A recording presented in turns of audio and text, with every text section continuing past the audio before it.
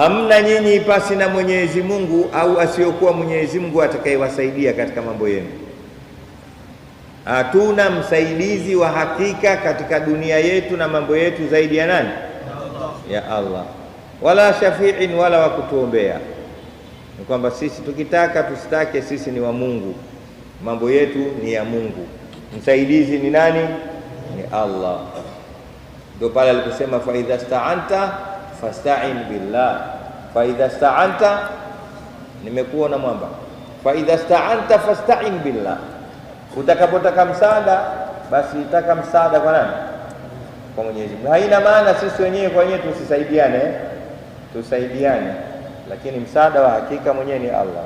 Hata ukimwendea mtu usimwendee kwa 100%. Labda msaada mzuri ni daktari. Unakwenda hospitali unaumwa, basi ujue tabibu wa kweli atakayeweza kukusaidia ni nani? Ni Allah. Yule daktari ni sababu tu, yeye ni sababu.